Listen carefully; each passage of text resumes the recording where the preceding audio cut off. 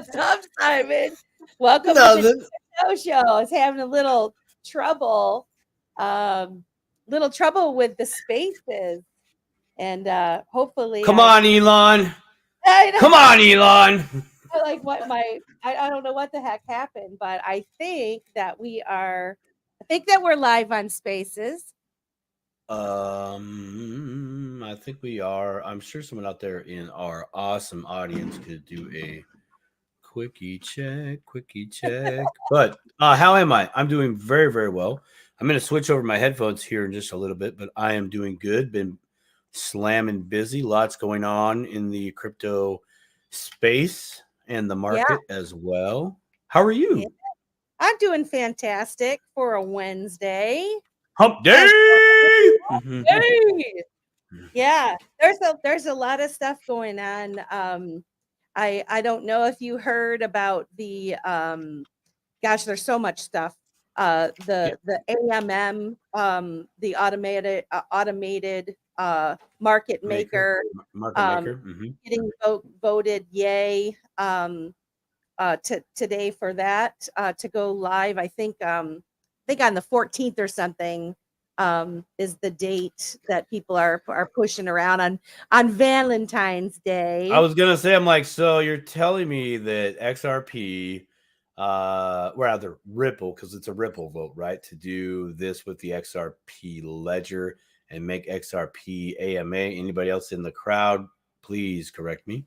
But I kind of find it interesting that you said Valentine's Day. And I'm like, huh, so they're trying to show a little love for the community. Interesting. Oh, So yeah. are you in or are you out? What do you think? Am I in? Well, I'm in. I think it sounds like a good opportunity. I have to learn more about what this all means. I did actually get a great crypto professor. Hey, how are you? He says AMM is where it's at. Mm-hmm. I do have a video that I have pulled up that I wanted to share with everybody that from back when David Schwartz was explaining how excited he was about this AMM. Mm-hmm. It's kind of lengthy, but I think for the audience, if you're not familiar with what the AMM even is, this kind of gives a great overview of that. So I was going to share that with the audience. You want to say hi to the folks we got listening all over in the YouTube universe and Yeah, we got Cody Garcia in the house enjoying some good pasta for dinner, watching this. Oh, looks like he forgot a line there. Epic show, I think is what he was trying to say at the end of that. Epic show. We got Crypto Professor in the house. I'm trying to check all our channels as we do this. Looks like we got a few on the one of my channels. I was trying to go to the X to look at the spaces to see what's good over there. But yeah. all the YouTube fam out there, I know it's it's getting a little light. It's getting a little light out, at least here on the West Coast. So I mean, the sun's kind of still up beyond the clouds or on the other side of the clouds. So epic show, so epic. Go Cody. They like they Morning. like they got to benefit from the full song this time due to Hey, the thing. I don't know if Spaces is up. I'm trying to find it actually. Uh I can call. we have a problem. It says we have a problem. I Oh, wonder if I need to start it again. system down. Well, okay. So See here. while you're looking while I'll you're start. looking into that, Okay. while you're looking into that, folks, today on the show we're gonna get to a little something. I'm gonna cut down. Well, okay, so See here. There while it you're is. looking at I'll start while you're playing looking that. into that, Oh, okay. while you're looking into that, wow, I just started the space. folks, today on the show we're gonna get That's to. why. I was getting a really big echo there. Yep. There It's all good. is it good now? Because I just I think so. We're fine. paste It totally threw me off though. That was really cool. yes. I was getting a really big echo there. Oh, Yep. there's the echo again. It's Yep. all I'm good. is it Echo. good now? Because I just I think so. We're fine. It totally threw me off, though. That was really cool. Yep. You see here. Oh, there's the echo again. Technology. I'm Echo. starting to say. Shit. Shit's right. I don't even know. You see here. Technology. Let's see. Okay. We got you see you got your sis is on. She says, "Hey sis." Oh. She's on X. Shit's right. I don't even Twitter. know. After all that hype that Cody just did, talking about how epic this show great, is. And epic, so epic. Yeah. Thanks, Okay, guys. so what go ahead. Now I'm just messing with you now. Go ahead. After all that hype that Cody just did, talking about how great, epic, so epic. Yeah, I have no idea what this is and why I'm hearing it. So now we should. Go ahead. Now we should. I was gonna. Hold on. I'm just messing with you now. Go ahead. Is that gone? I think so. Yes. Hold on. Wait. I don't want to be a chicken. I don't want to be a duck. So I shake my butt. So I want to be a chicken. Don't want to be a duck. So I shake my butt. I don't want to be a chicken. I don't want to be a duck. So I shake my butt. So I don't want to be a chicken. I don't want to be a duck. So get some XRP. How's that? Again. I think we're good. Yeah, I'm not hearing any echoes anywhere. So this is fire.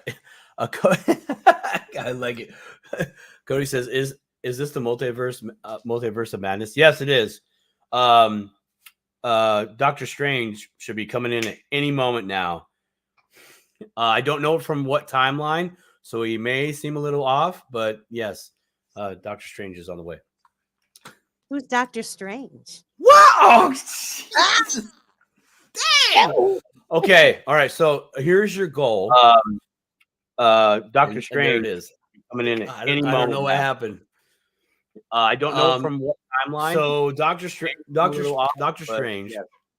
is from the Marvel series. Who's Doctor Strange? Yeah. So your goal for this year is to watch. Okay. All right. All the Marvel movies. I'm ending the space. I don't know what to do. And there it is. Maybe I just have to start all over again, and we'll play the video. And if I can try to start it again, we'll do it. I apologize to the 6 people that are having to pain through this technical difficulty. Okay, so you're going to start the space? I'll start the space. I'll start the space, but I'll play the video. Yeah, let's check that out. If I can find it again, because it's okay. So that way. But I want to talk about your goal for this year. You are to watch. Yeah, this is a goal. You and get your man to sit you down and do this. He might not be a part of this because he's probably heard all about it through his profession and what he does. But you need to sit down and watch all the Marvel movies in timeline order.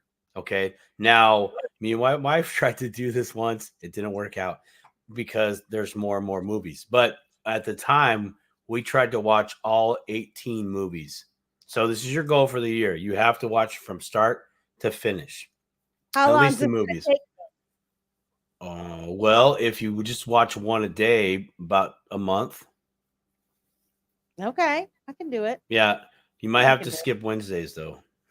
Cody, actually, let's ask Cody Garcia. Cody, how long does it take for one person to watch all the Marvel movies in chronological order? I'm sure Cody knows this. Anyways, so the AMA, that's cool. That's going live. What about old what's his face that allegedly got a little XRP taken from a wallet? Yes. What's up with that? So today, Chris Larson, I think it was today, he had a bunch of crypto of his XRP stolen. And initially people were saying that it was from a Ripple, the Ripple wallet. But Yeah. But it turned out that it was just Chris Larson's wallet, and they were able, I think, to determine somebody had actually I can find that too. Someone had like all of the addresses of where it originated from, in who, like kind of where it went. And I guess they're in the process of clearing up the situation. Crypto Professor says, how about the XRP FUD hack? Makes him want to buy more. Love me a good hack. Yeah. What you think it's kind of problem, reaction, solution. That was kind of my my first instinct about the whole thing. Whenever stuff like this happens, I just notice there's always a bunch of stuff that happens all at once. And then everybody's all up in arms. And it's right before there's something really good that's going to happen. And it just causes all this confusion for folks. What do you think, Simon? Yep. Same bull run, same playbook, just a different coin this time. It's always been the stuff. I was actually talking to somebody today, a beta tester from the Auto Crypto Investor Trading Bot, and we were kind of touching on that too. They wanted my opinion, and I'm like, it's all just FUD. I could show a chart right now of XRP and what we've been doing from January since July, and just show you like where was all this alleged bad news or all these bad things happening, and it's 100%, 100% cover fire. What I mean by that, it's big movers are doing things, so they need you to look over here and give you a reason of, oh, this is why the market did what it did. No, the reason why the market did what it did was because at the high upper levels of institutions and those with big money said, nope, we're dropping it today because we need to get some of our friends in for deals or whatever. I mean, that's irrelevant. The only reason the market drops is because the market makers literally make it drop or make it run up, whether that's on an individual level or if that is more than likely a consorted effort via high frequency trading. So it's okay. So actually, this kind of segues into the bot a little bit. So if you've ever watched like Coinbase Pro or Kraken Pro, and where you see the price moving up and down like on a minute chart, that's all computers. No, yeah. I mean, I have respect for the human race 110%. And I've seen those really smart kids work really cool things with their Rubik's Cube, and they're like done in like 3.5 seconds. Okay, cool. Now let me see you move a whole bunch of Bitcoin trades around like that. And then you will have my any trade, do any crypto like that. Let me see you move it that fast. I'm sure they can, but now let's get them all in a room together. Are they all doing that? No, they have supercomputers that do this. Literally, that's their whole thing. That's all they do all day. And that's on the retail market. In the over-the-counter market, right behind closed doors, private deals using brokers, things like that, or like Caleb and Brown, for instance. You can when you buy on Caleb Brown, rather sell. I'm going to use the sell thing. When that has taken place, the retail price is typically 5% above that sell price on Caleb Brown. And the reason is the buyer of that is not going to buy that. They don't pay full price. Right. So here's the deal. Here's a play. Let's say XRP goes up to $1. I'm selling at 95 cents over at Caleb Brown. Okay. So it finally hits $1. My order sells, but whoever got that took possession of it and then maybe dumped everything on the market for a quick arbitrage or a 5% gain, give or take. That happens. They do that. Arbitrage, is obviously getting one thing for one price and then instantly selling it for another, and so that was actually, Simon, I'm glad you said that, because when I was at work today, I was thinking like word of the day type thing, and arbitrage was the word. Because as we talk about, so you're just now. So can you explain that again, just for those of us who don't know? Okay. What is arbitrage, and why Okay. is Arbitrage. it? Do we like Arbitrage. Yeah, you do if you're the one doing the deal. Yeah, right. Yeah, you love arbitrage, man. It's sweet. It's almost like it's like this. Let's say okay, do you shop on Facebook Marketplace at all, or any I Craigslist have. offer up anything? Yeah. Okay. Okay, so here's what's the last thing you bought, if you don't mind me asking and getting too personal? What was it? It was a headboard. Okay, cool, great, perfect furniture, perfect. Okay, so here you are. You're on Facebook Marketplace. If you were around before the 90s, you're on Craigslist. So you find some awesome furniture, right, for sale, and you know it's a good deal, solid oak, blah blah blah, right? You head down and you're able to look at this thing right away. Okay, so but you bring your smartphone with you, and let's say this bed set, how much did you pay, by the way? How much did you pay? $125. Okay, so $125. Okay, but let's say retail brand new, right? The same set brand new is like $500.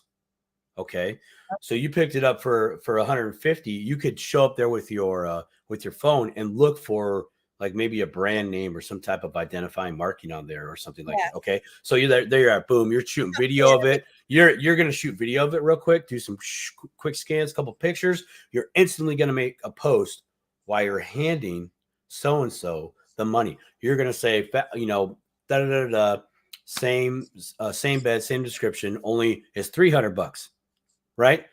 Ba-ding, ba-ding, I'll take it. Ba-ding, I'll take free delivery. You already got the truck out. You're already hauling it. Free delivery. Hit me up in the next 2 hours. Cool. That's arbitrage. You picked up something for, for a small price, and then you're able to sell it for more. That's the arbitrage. It's actually a difference in price across the market. Something else would be an arbitrage, and I've had this happen.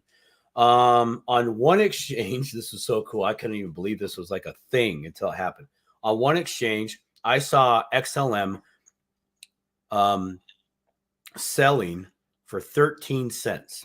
Okay.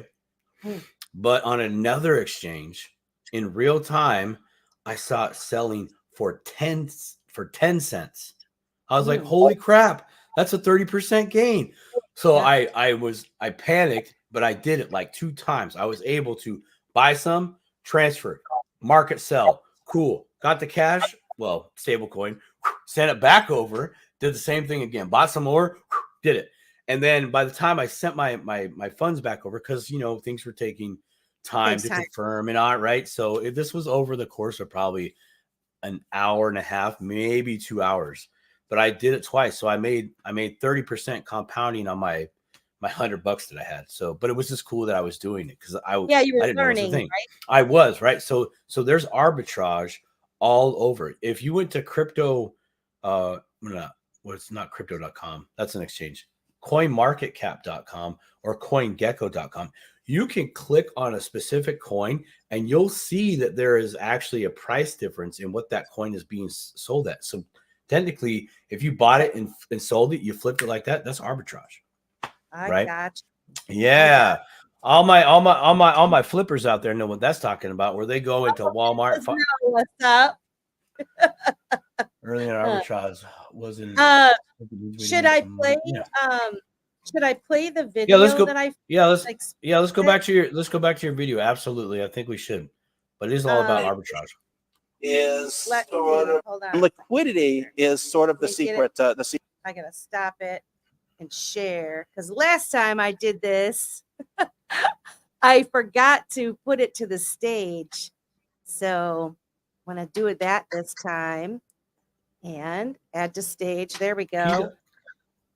Right. Secret sauce to making that work. Liquidity.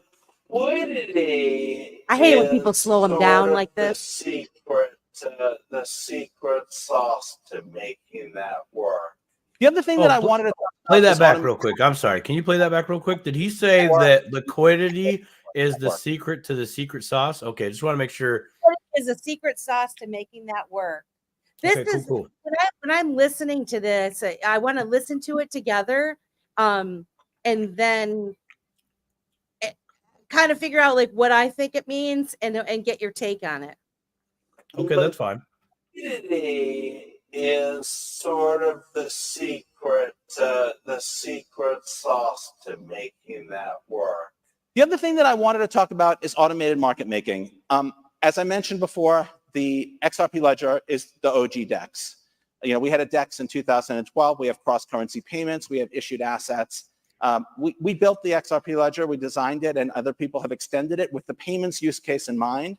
And that payment use case is a cross-currency payment world. It's a world where some people like dollars, some people like euros, some people like Bitcoin, some people like XRP. It's a multi-token world. It's a tokenized world where maybe other types of assets are tokenized. And liquidity is sort of the secret sauce to making that work. I think personally, my earliest vision that I think has held for 10 years now was this idea of sort of public pools of liquidity. In existing payment systems, you're stuck with that payment system's liquidity. If you use Western Union, you get their cash in, you get their cash out, you get their liquidity, whether you like it or not, and you can't unbundle those things. That early vision was these pools of liquidity that everybody can contribute to and everybody can draw off that are kind of unbundled from the payment system or the asset that you're using to pay with. Automated market makers, I think, will help. Did that make sense to you, what he just said, Simon? Some, yes, but let him finish. I think we should do this twice. Yeah, this video is like 5 minutes long. I just want to let That's fine. Our show's 2 hours. Yeah, so I'm gonna play the full thing and we'll talk about it. And maybe go to some parts. But I mean, first of all, if you notice, he said 10 years. There's some. If you listen specifically, he's talking. He's just talking about the history. I want to hear what he's really trying to throw down here. Yep. Okay. Improve that liquidity because they can capture a long tail of assets better than technologies like order books can. We've been working with the community on automated market maker implementation for the XRP ledger. And today, for the first time, I think I'm going to let the world know that it has a mechanism that I don't believe exists in any other automated market maker design in the world that allows the stakers, the people who put the liquidity into the automated market maker, to command a larger share of the profits that would normally go to arbitrageurs, increasing the return. I do want to talk about why I think that the XRP ledger is uniquely suited to exploit that type of technology. Automated market makers have lose profit to arbitrageurs. Essentially, as the price of assets change, the market maker doesn't know that the price is different, and so it sort of makes trades at a loss. Arbitrageurs make those trades at a loss to sort of rebalance the AMM, causing what is sometimes called impermanent loss. Although whether or not it's impermanent is up for debate. Now, there are certain mechanisms that maximize the penalty that causes, and there are certain mechanisms that minimize them. And the XRP ledger has 3 factors that weren't intended for automated market makers. They were intended for payments, but they significantly improve the efficiency of automated market makers and increase the return. And one of those is speed. If you're arbitraging against an automated market maker, you don't know the state of the ledger at the time your transaction executes. You only know the state of the ledger at the time you create your transaction. So you have this latency period during which the price could change or the ledger state could change. With Ethereum, that could be several minutes. With the XRP ledger, that's typically just a couple of seconds.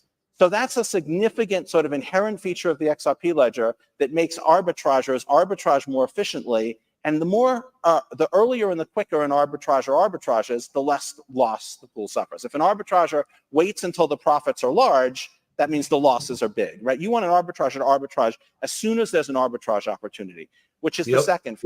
If it cost you $50 to arbitrage on Ethereum and less than a penny to arbitrage on the XRP ledger, you're going to make your arbitrage transaction more quickly. Yeah. You're not going to wait until the potential profit is enormous, and therefore the potential loss to the pool is also enormous.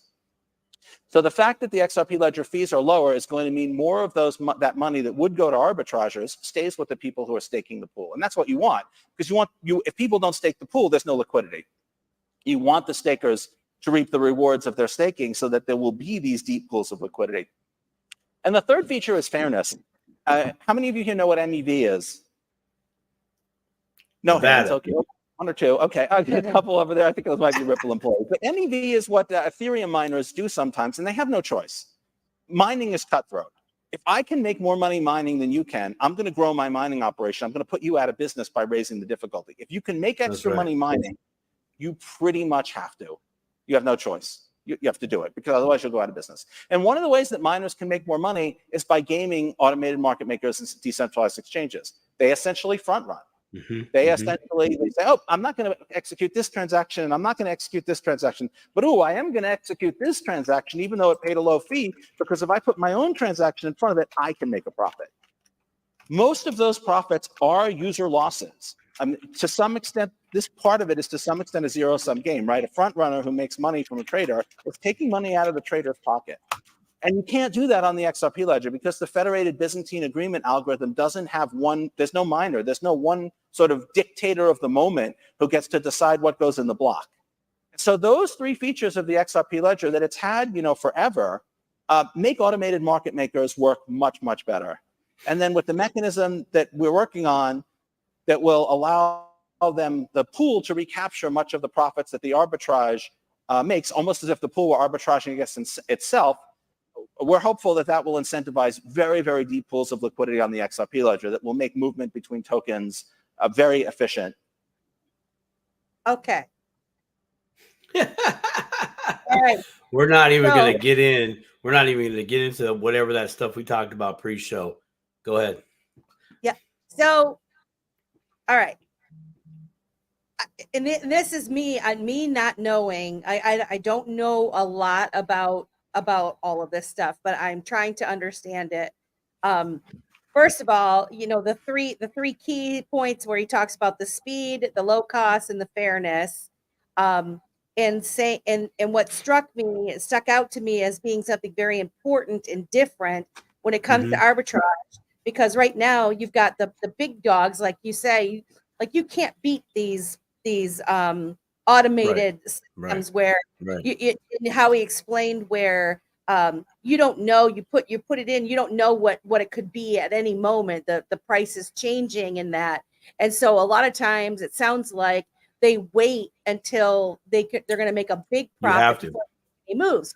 But with this, the speed and the low cost means that they're going to do it more quickly and maybe even do smaller amounts continuously. And then the stakers, the people that actually have the money in the pool staking their XRP, or whatever, whatever it is, they're going to reap the benefits where they wouldn't in other situations. So if you could explain that a little bit more to me, if you understand. A crypto professor says, so it protects those providing liquidity, which that's what it sounds like to me. Protects, and I'm going to use my words, is almost a guarantee of increase to the pool itself. Okay, so let's first start with just staking for a moment. Okay, so when you stake something, okay, you're the person staking, and you go into a staking pool, you're saying, I agree to lock up this amount of coins for X amount of time, and I will receive back to my wallet X amount of interest on those coins, right? I'll get a reward, right? Okay, so it's the same thing. When we as XRP holders, we lock up our coins into a XRP pool, we're effectively providing the liquidity tokens to be used on that system for anybody else. Okay, because we're staking it and then the system uses it. When I say anybody else, I mean it could be institutions and other things like that, but the system takes from our liquidity pool and other liquidity pools to do those to do transactions. But arbitragers can see an arbitrage not only just within the within the token itself. Going back to something like this, if in this country I can use XRP paired with Bitcoin, and I get, say, let's just say 50,000 Satoshis, right? But in the same moment over here, there's a pairing for XRP, but it's 45,000 Satoshis. I literally could swoop that up on the buy, send it wrapped in XRP on the XRP network, send it over there, sell it. Okay, so where do the stakers get it? Our stakers, we usually get our fees from transactions being taken place on the network, plus a percentage of the transaction taking place as well. Yeah, it gets really sciencey, but if you saw the breakdown on on a piece of paper, that's it. And I'm sure that I'm missing a bunch, but when people arbitrage, right? So okay, so I see an arbitrage on the, again, like on like here, like what I was talking about. Let's go to CoinMarketCap. On in exchange, let's look at let's go see XRP real quick. I'm looking up on CoinMarketCap real quick. I want to see if there is if I can find a solid arbitrage, a difference in price that is vastly greater than somebody. Oh, perfect. Here's one right there. Gotcha. Oh yeah, got to share the screen here. Present. I'm going to present. Entire screen. This one I'm sharing because I'm caring. I'm bringing to the stage. Okay, so what we have here is I'm on CoinMarketCap, and you can see the current price of XRP in relative to the exchange. Currently over at Bitstamp, you have XRP for 50, so basically 50.32 cents. Over on Binance, it's 50.2. Over on Coinbase Exchange, it's 50.19. So that little bit of a difference, right? Yeah. On a big scale is big profit, right? Yeah. That's the arbitrage. Okay, that's a arbitrage. That's not every arbitrage, but the same thing. Let me see if I could find another one. I'll quit sharing my screen for just a moment. See if I can find another coin. What Hex has. Hex coin. Hex on Pulse Chain. Just taking a moment here. Nope. Yeah, I really want to understand this stuff. I know it's significant. Here's another way arbitrage can work in the currency world, when traders are on Forex and they're trading fiat cash for fiat cash back and forth. That's what they're trying to do. They're trying to get an arbitrage, right? So like the British pound went down and the dollar went up, which means effectively if you buy the British pound with your dollars, you get more British pound, and then vice versa. Then you go back into your currency and ta-da, you got more of your currency. Arbitrage, right? Or dollars, pound for something else, like say silver, right? Take Gotcha. silver, go back into US dollars, ta-da, arbitrage, right? So that's a way of kind of explaining that. But how it benefits us, the stakers or liquidity pool providers, we get a cut of that, right? We get a cut for providing that. Now, when oh my God, I brain farted on dude's name. What's his name? You just showed him. What's the guy's name? David Schwartz. Thank you, Schwartz. Oh my God, I'm like, David Schwartz. He dang, I lost that too. It freaked out. Double dip out the brain mode. David Schwartz was talking about the arbitrage and how the speed saving on fees and all that, right? More guaranteed. Yep. I'm going to make my 0.5% every time. So the arbitragers are making 0.5% compounding, right? But if we have deep pools, right? Deep pools that these arbitragers could borrow from, because that's what they're doing. They're borrowing. They do transactions. They give it back, right? This is a little bit infinite banking. Yeah. Okay. Yeah. There's a little bit infinite banking, right? We provide liquidity to the bank. The bank makes a loan. The arbitrager is the deadee. The deadee does the deal, gives us our loan back plus a cut. So the deeper we go, right, the more profit we can make on a 0.5% arbitrage. An example of that would be 0.5% of $1 million, $10 million, $1 billion, $10 billion. That the bigger it is, the more profit we get. Yes, it's still a 0.5% profit, but still that we're still making more because that compounds every time because that number, that volume changes. Now, something. Now, this I could be way off, folks. I like I said, I learned this stuff. I try to pay attention to give attention to a lot of different things, and I noticed that David Schwartz, right off the bat, he mentioned Ethereum. Okay. Yeah. And I know. I mean, we all know that Ripple and the XRP they've kind of been held back because of the lawsuit that was brought against them. Allegedly. And a lot of the developers, they didn't want to initially go with the XRP ledger, and they did a lot of stuff. They say Ethereum got the free pass and all of that stuff. And of course, me personally, Ethereum's a little rich for my blood. Ever since I've been in this space, I don't hold Ethereum. I know you should diversify, and that When is when you say rich for your blood, what do you mean?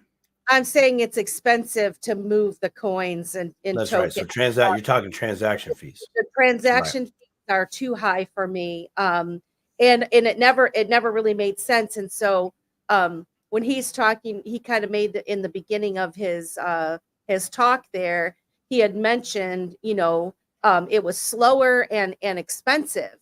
And There you go. so if you've got where you're able to do this now with XRP, and they're providing speed and low cost and fairness, that seems like that kind of makes sense why you'd want to hold something back like that, because that jeopardizes, in my opinion, the chosen ones that were thinking they were going to take over this entire they were going to dominate this space, the whole Ethereum deal. I mean, but that's business. Business does that. They want to dominate. You dominate, you're the top. You got your industry unlocked. It's not just business when you've got government officials. You bet your butt that's business. Well, it's illegal what they did. The lawsuit, the free pass speech, and all these things. Sure. Because it's an unregulated space, and the things that took place that gave Ethereum a leg up, I think was very unfair and not right. And I think now that this lawsuit's wrapping up, and they have legal clarity, and the fact that they're not a security, and that it's allowing all these other things to come into play. But I don't know. That's just my opinion on that. No. Oh, here we go, right here. I emailed you about that yesterday, Simon. It takes $5 of ETH to move $3 of any altcoin. That's very true. Yeah. Whoops, what is going on? And I mean, and who in their right mind would want to do that, really? Like, why? Because at the time, Ethereum was the first one out there doing it, and that was pre lawsuit. We're talking 2018, 2019 stuff, and even back then in 2018, Ethereum was talked about how are they going to keep their fees low? Like that was a huge thing. But Ethereum, for the time, they dominated. XRP didn't have their XRP token did not have their things ready to go. As well as when I say ready to go. Okay, so let's focus on. Okay, your stuff's ready to go. My stuff's ready to go. Okay, cool. So we should just both be able to come on the market and not have any competition, and people should just buy our products because they do the same thing. When did the lawsuit come into play? We're talking like it was like 2020. Let's go look at a chart. I think it's before. I'm all I know is that the lawsuit 20. I thought it was earlier than that. No, it was during. I thought it was during the whole snafu, because XRP went down to 22 cents, Which I wish I'd have bought some at 22 cents. which I did. Good for And you, man. that was thank you. Don't be butthurt. I did. I got some and did what I did with it. But what I'm bringing light to is, yes, okay, XRP didn't get the free pass. Ethereum did. In my world, I'm like, dude, that's straight up business. I'm not saying it's ethical. I'm not saying moral. I'm like, that is business. When you go to, if we went to right now, which we're not going to, but if we went to the Future Citizens or Double X's follow the money crypto map, right? You see it all right there. You see who's with what. And I'm going to say also this, that the government is most definitely tied to business. And I can point out one way that it's tied to business. And it most certainly is. Yeah. I saw that too. Just give me a moment. But Melissa, when you want to open up a store, what do you have to do? You got to go get a business license from your government. Yeah. Government is business, straight up. If you look at, let's go back 1400s, Three Musketeers, en garde, right? The king had his men. The men defended the land, resources from everybody else, right? Same thing's happening today. I mean, there's massive evidence of that, right? It's just another battle for the ever-changing world and a control or foothold in new space, right? Yeah. So the battle between ETH and XRP and others came out onto the street, and we're in it now. Where's Ethereum now? Yeah. Well, I guess what I'm saying is, I think that the lawsuit did not help, and I think that the corrupt folks that are in our government, they most definitely had a hand in that, and have tried to hold back this entire crypto space for them to get they want to. Absolutely, because this crypto and now we're coming towards legal clarity, regulation, and all of that. And I guess may the best man win, because see, that's how they win. Okay. And I'm going to go into the government. We're going to go down this road a little bit. Okay. What happened pre-FTX is this beautiful thing came out, and it was called cryptocurrencies. And what happened? The banking retail market, me, you, everybody else at the time, we said, bye. I don't have to use your system anymore. There's this over here. There's multiple projects out there where I can send payments back and forth all day long. I don't need you. Right? And it took off like a wildfire. Now, these the defenders of the old system had to make big moves. They saw this. It caught the financial institutions off guard. They weren't ready. They were definitely not ready for it. Okay, now whether we go on the, well, this had to come out anyways, I agree, but it's still somebody lit the fuse too early or something of that nature because of how the financial institutions reacted. Laughed at you, poo-pooed you, tried to buy it from you, and now they're stealing it from you. Okay, let's talk about FTX just for a minute. What, Sam Bankman-Fried just came all up on that on his own? Dude, follow the money. Follow the money. That was a paid opposition to put a screeching halt on the market, have a black swan crypto event so these regulators, pretenders, could go in there and go, oh, it's bad, Warren, it's bad, it's Warren. Oh, we need the SEC to come in here and do some things. The SEC needs to protect the people, the big people at the top in your comfy leather chairs. Now, look, I'm all about comfort. You got there at your own means in your own ways. However, you're supposed to actually be for the working person out there. You're not. Straight Nope. up, you're not. You know it. I know it. We know it. That's why we kind The of did whole like world this. knows it. That's kind of why we did like this. And I'm sorry, earmuffs, kids, turn off the camera for just 1 second. We did like this only in reverse and said, read between the lines. We're gone. And that's kind of what happened. Right. And now we have some things coming together, but who's all of a sudden on board, right? Who's all of a sudden? You watch Davos a little bit. There is that gentleman, Mr. Man. Shout out to Mr. Man, dude. Lots of content. He's throwing it up every day. But he had posted a few videos about Davos, and one of them was this gentleman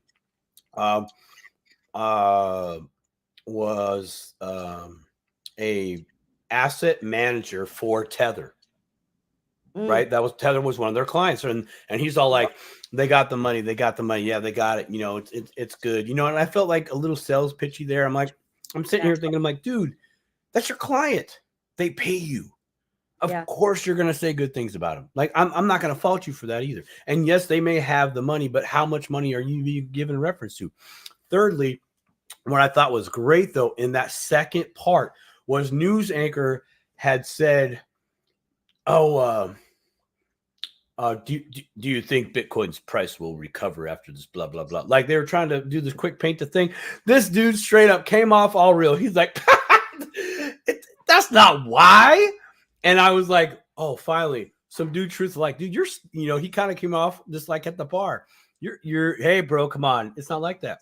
There's charts, there's cycles, there's things that are going on. Like all this hoopla in make-believe TV land, half the crap ain't real. No, why exactly. Right. Okay. So the price is XRP price is starting to drop. Right.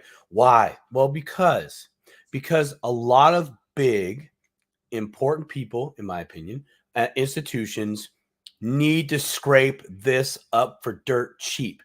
They're feeling that they got robbed of an opportunity that they had way back in 2019 to get XRP at 22 cents. So now they're getting a second chance. They have that time from that time going forward to, okay, we're going to get our ducks in a row. We're going to get structure in place. I'm going to get my local country political people on this. We're going to start adopting all these fintech peoples. We're going to see fintech shows. The Fed's going to show up to these fintech shows. All these things all started popping up. We got to get out there. We got to show we're a part of this thing, right? And here we are now. You watch Mr. Man's future map. It's pretty close. He follows that regulation. Everybody's like, oh, good. We got regulation clarity. It's like, no, man. They literally just got their people in politics to agree to this to their benefit because those mother blessed people were late to dinner. They were late. I know. Sorry about the tangent. Hold on. Let me get off. Let me get off my soapbox. Okay. I think not only were they late to the party, they weren't really late to the party. They were just corruptly putting their money where they thought it was going to be safe. Yeah. Whoops. Wrong place. They were playing little games. And I think a lot of these things that have gone on have been traps. Because I'm one of these optimistic people that think that major moves, like Mr. Man's song says on his show. We make a move. We make a major moves. We make a move. Yeah, I know. I think that there are major moves being made, and I do think that some of the corrupt folks are being taken down. And I'm pretty optimistic about it all. Really, what is it? What was that? Oh, I'm just throwing a few things. X dollars smash savage. That's a tongue twister, dude. Do you like get up on a mic and say that name? That's great. BTC can be 51% attacked. What does that mean? That means whoever controls 51% of the miners can say, nope, we want the chain to go this way and not that way. That's what that is for all you new people out there. So yeah, China and China adjacent companies can wreck BTC. Absolutely. This is a good example right here of business. This is what big business does. This isn't what my local restaurant does to the local trucker stop. We don't play games like that. This isn't what the local farmer does to the local restaurants. We don't do that. We don't play those games. It's these people, these big, I shouldn't say people, institutions, powerhouses. Yeah. This is what they do, and Is it unfair? Yes, but they've been doing it the whole time. Yes. Do I have to accept it? No, I don't have to accept it. I can be a good student of good strategic moves. Only my intentions, in my opinion, will be a little bit more pure than theirs. So, just like we kind of brought on with the infinite banking. Yeah. Yeah, that's a blessing. Let them see. I don't want to put it out there on the wind, but I want to see them try to take away that, because they'd be chopping off their own hands. Yeah, they'd be chopping off their own hands, because that's how they roll. Right? Exactly. ETH can And they be don't backdoored. Mm-hmm. Yeah, they don't want you and I to know about that sort of stuff, really. And so there's a lot of call me whatever you want, but don't call me late for dinner. You dang right. If you're in crypto right now, you ain't late. It was the big head honchos. That reminds me of a song when I was a kid that somebody used to sing. Well, you can call me Ray, or you can call me Jay, but please don't call me late for supper. Yeah, that's this.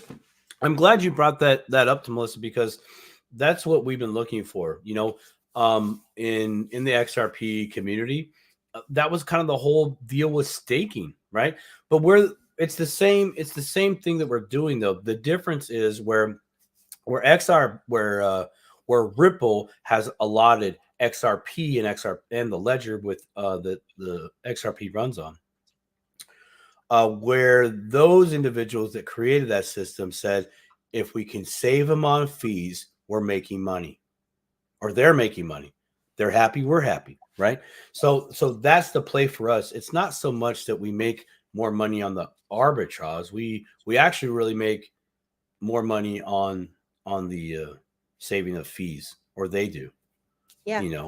Right? Well, and when effectively we don't get hit for that, because when we borrow, when we lend money out from the liquidity pool to these arbitragers. Oh man, I can't even say it now. These move makers, huh? These market makers. When we loan the money out to the market makers, we're loaning that money to them. So if what they're doing, it has less fees, and we get our money back, principal back, and then we get a little cut of their ongoings, then play on, player. You go ahead with all yourself, right? Now, I got a question. So, and I've done it. I did it, and a lot of you might not be familiar with Divi, the Divi project. But there's this coin, the Divi, and you could stake it. Okay, and there's some other things. Actually, I was staking. I was on Celsius. I was one of the folks that lost on Celsius, but I was staking. You could stake Bitcoin. You could earn money from I think XLM and XRP, or maybe it was just I don't know if it was XRP. I think it was XLM and Bitcoin were the two that I could stake on there. Anyway, but what I did it just to try it, because I like to try things in a small way to kind of get an understanding of what's happening. I don't ever go all out, I just dip a toe. I just dip a toe into something. So okay, that's enough. But what I noticed was there's nothing you're signing. Okay. If you were to, like, if you deposit your money into a bank or whatever, you sign your contract, which most people don't read. But if you were gonna loan your money out to somebody and they were gonna pay you interest, you'd have a signed contract, and you'd know, this is what happens. But with a lot of these staking things that you get involved in, like you just give your coins, you move them out of your wallet into the pool, or whatever the wallet or whatever retainer holds it. But what gives you any kind of guarantee? Yeah, like I think it's a risk, right? There's Absolutely. nothing that says that So I don't know with this kind of thing, if this will be more legit, or it's Well- just, hey, turn your coins over into this pot and you're Well, going to make. there's all the smart contracts that are going to be done on the ledger, so that would take place on that. So it'd be like Yeah. that. Okay. Yeah. Smart contracts would, because XRP or Ripple has talked about them doing smart contracts. You know, Alan Staples, shout out to the crew. He's talked about the smart contracts on XRP, quite a few of them. Zach from Zach Reactor has a couple, at least a couple times that I've seen. That's very much out there. That's kind of something they've been going. In fact, I remember hearing about XRP was going to do that in their smart contracts. And I was actually just getting exposed to what a smart contract was, which I think is really great because there's no, I don't know, there's no one else that it just check marks it off. Ding, ding, ding, ding, and then executes the order, right? I think we're all right. right. So okay, it'd be like a real estate deal, right? But it happens instantaneously, not when the courthouse is opened up, not when your realtor's there, not when the title company happens to answer their phone, you know, in an escrow, right? And all these little bits, right? No. We take them all together. We put them in one contract. All these pieces get added to that contract. And once it's done, everything gets executed instantly, you know. Checks literally in the mail, and 2 seconds later on the XRP ledger, you got it. Booyah. Yeah. So that's where the smart contracts are really going to come to play. You're going to see that industry grow fast. So if you even know contracts at all, if you're like a manager or assistant manager at a apartment complex, you at least know leasing agreements. You're in there. That's going to be a smart contract, which you might be out of a job down the road, or that might even not be a part of your job. You might just be crowd control at that point. Yeah. You know, there might be other things there. Something else. Yeah. And it be doing it a different way. Yeah. Cody Garcia, the time Wonderland staking with AVAX was a dream turned nightmare. Yes. Well, so Wonderland was a DAO. Yeah. So you would stake your AVAX in there and swap it for Wonderland, and then they would you have this awesome, oh my gosh, unbelievable APR, like 50,000%, right? But it was legit. God. It was happening. It was happening. Me and a few other people's out there. Ben, I love you, bro. And True Tenor, my man, we did some of those. Dude, they were awesome until they weren't. Literal rug pulls, dude. Mass amounts of rug pulls, right? So I won't be doing any DAOs anytime soon, just because I got wrecked. And a lot of people got wrecked. So too good to be true type stuff, you know. But yeah, that was a dream come true and a nightmare. So again, no smart contract. If there was a smart contract in there in play, and let's go. Let me add this to the smart contract topic. An enforceable smart contract. You can just have a smart contract, execute things between parties. That's good. But, you know, we're going to need it to be, you know, on the legislative side, we need it to be enforceable somehow, some way, some type of, you know, slap on the wrist, you know, or more that takes place, some type of penalty, if you will. So it has to be enforceable. I would think this at some point as regulations, and we talked about this in an earlier show, where you want the global standards, right, across the board, so you could do business wherever, and there's a global set of standards. And I would think, like, that's in between there. That's like country to country, but that's not us, right? No, but with a smart contract, like and this is just where my mind goes, and I could be completely wrong. But like Crypto Professor says, have to make sure the smart contract is written and coded properly. Absolutely. Okay, right. But what I'm thinking as we get into these standards and regulations as they're approved and the global standards are set. Kind of like, I think when I used to work for a company and we were working to become Sarbanes-Oxley compliant. Okay. There's the set of standards. I don't know if it's like ISO 9001 or I'm not exactly sure what it was, but it was the standard for if a company wants to be publicly traded or not. You have to have all these different things in place to be, kind of like with the ISO 2022 standard, right? The way things are written. I wonder if there'll be a standard for these smart contracts in the future, like a recognized standard, so that say there is a new company writing smart contracts or whatever, you as an end user or somebody that's going to participate in the smart contract with that company would know that they have they're compliant with this standard. Do you see what I'm saying? Like I don't know if anybody listening out there is understanding what I'm putting down, or but I'm just thinking like at some point there's got to be that for because that is part of what does protect in theory, what protects the public, right? But that's them. That's business. That's them. That's international. That's that. We have to really recognize our place in the world. The mass majority of regulations. Have you seen one that actually is in benefit, in agreement to the everyday human being on this planet? I would say no. I've only seen it. The regulation that's coming out, it's pretty huge, big governments, business, international trade.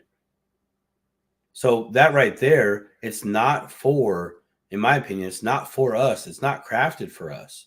There might be some stipulations in there that's crafted against us, our participation in that whenever we feel like it, right? Just like if I have a business here, I have to go to my government, get permission, licenses, etc.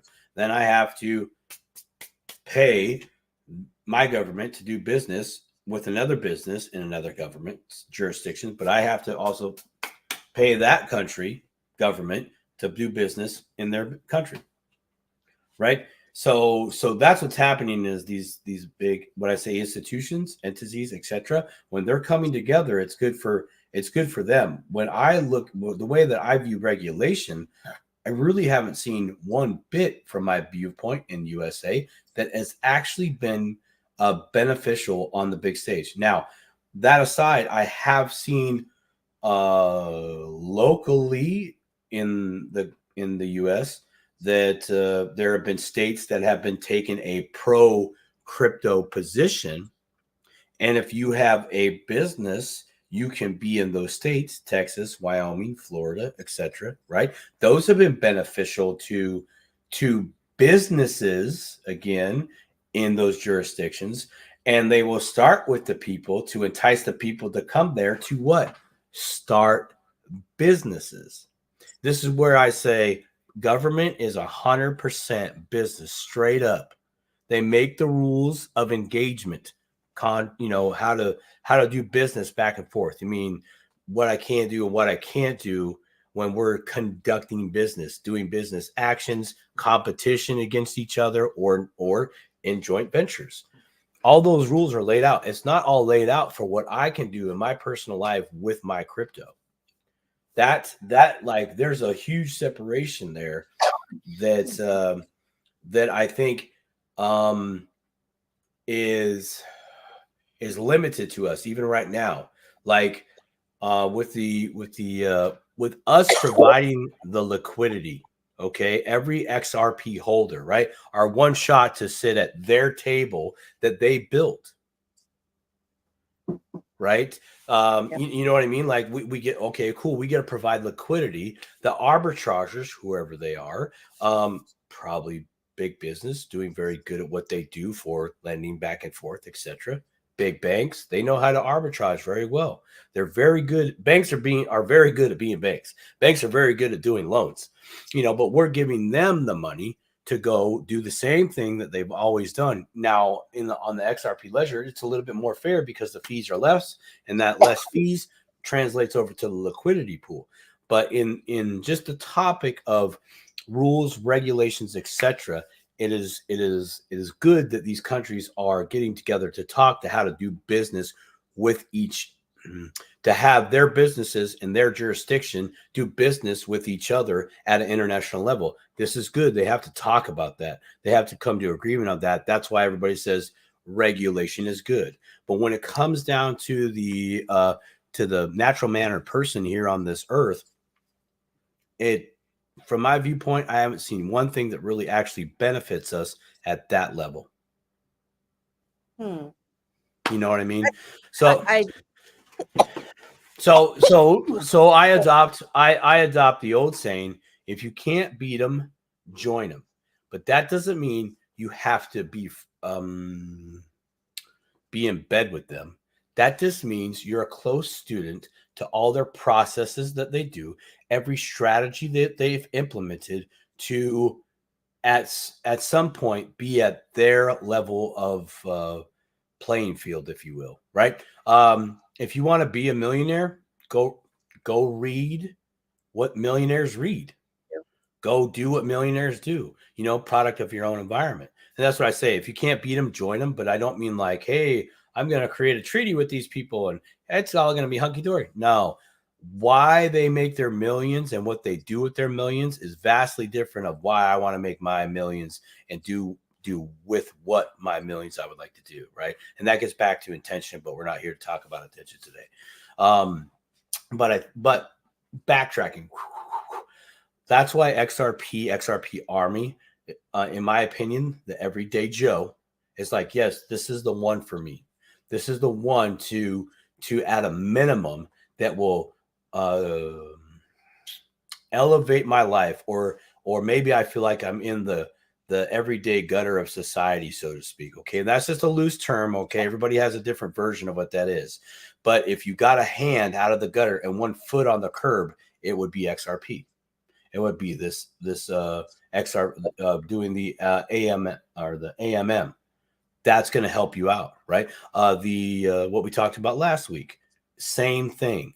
The infinite banking concept, using their system, finding a way to make it work for you, right? That's what we have to do.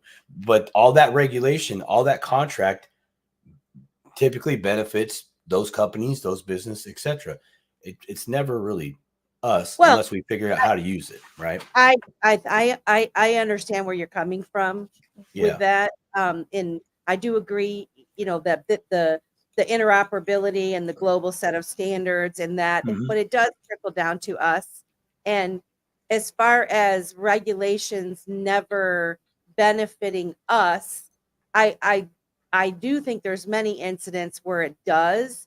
And I guess what I was saying is, for an end user of these things, that not everyone is like us. Not everyone. True. Right. I mean, we are such a small percentage of the population. Absolutely.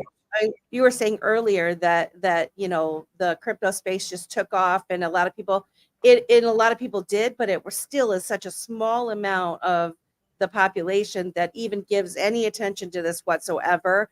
And unfortunately, most of them will be just ushered in.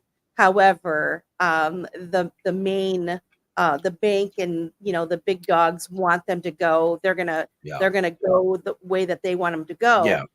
Right. For people that are giving this attention, and when I say about like a set of standards, or when there's legal clarity and that sort of thing, that is what does enable the end user or someone to start a new business themselves, right? The lack of legal clarity in the United States, I think, has held back some of the innovation or project, even though they might have went forward with some things in other countries, but the lack of like Divvy, right? Like Divvy, like XRP. XRP actually, the only reason that they really haven't been held back, and now this AMM is coming out, and you've got these other things that they're working on, is because they've been working with other countries and they've been active and live in other countries, making their partnerships and all that kind of stuff. Right. And Divvy, like I say, Divvy, they continue to build and do things outside of the United States. A lot of people go to Dubai and in these other countries because of the lack of clarity here. And once the legal clarity is here, then some of these people that have money even to invest will be able to do that. When you have the accounting standards all tied up in making it clear what somebody is allowed to do and not allowed to do, so that they don't get smacked with a lawsuit because of, look at what the SEC has done. Like, they're not really super clear, but then they've been going after all these different crypto businesses.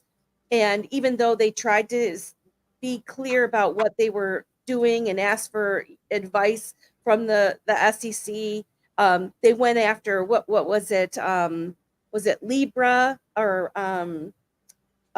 Library was another one they went after, and Dragon Chain, I think they went after. They've gone after several different, not just the XRP Ripple lawsuit. They went after several other ones, and because of the bullying and the lack of clarity. And so I guess I'm just saying, even though it sucks the way that it is, you have the lawmakers, and they're all a bunch of punks. They're a bunch of punks, but we do need people in there. We need people getting involved and giving this attention so that we do have rules and guidelines. Because say somebody like me in accounting, right? Or somebody that does taxes, that wants to recognize revenue or whatever. If they don't understand what the guidelines are, what the rules are, and they just do things all loosey-goosey, and then later they get in trouble, they don't want to do that, right? They want to know from day one, this is how I'm supposed to do things. This is how I'm supposed to operate. And, we might have a little bit of leeway here, a little bit of leeway there, but this is how we do it. And until we get to that place, I don't see that there's going to be the big money is really all going to come flooding in. And then the big money is what trickles down to the smaller businesses, where the smaller businesses then get confidence to open up and start using crypto, accepting crypto, right? Because if you have a business and there's all this uncertainty, which we were going to talk about that too today, the fear, uncertainty, and doubt, it deters people from even participating because there's no clarity.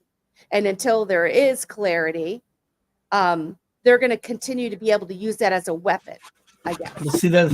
Yeah, no, I hear that, but that's the.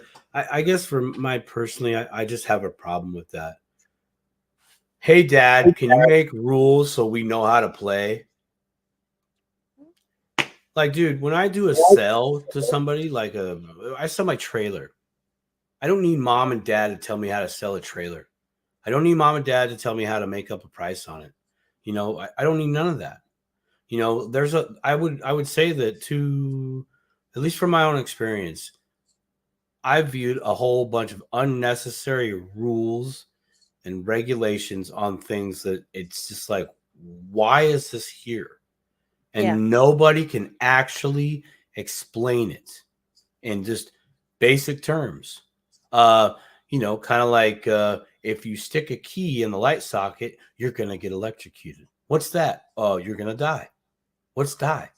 You won't be alive right now. That's it. That's why we don't do it. Yeah. Or old school. Go ahead, touch the burner, see what happens. You're going to get burned. It's like, where's that simplicity?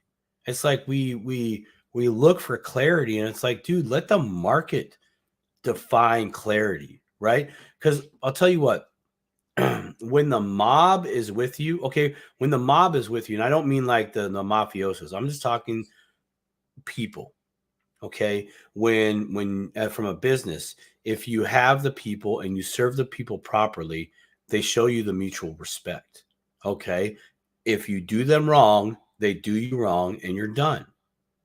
Right? That's literally how deals are done. If I personally screwed people out of a trailer deal, right? They're gonna snitch me out to everybody else. Everybody's gonna get the heads up, and then I suffer for that. Right? But having this,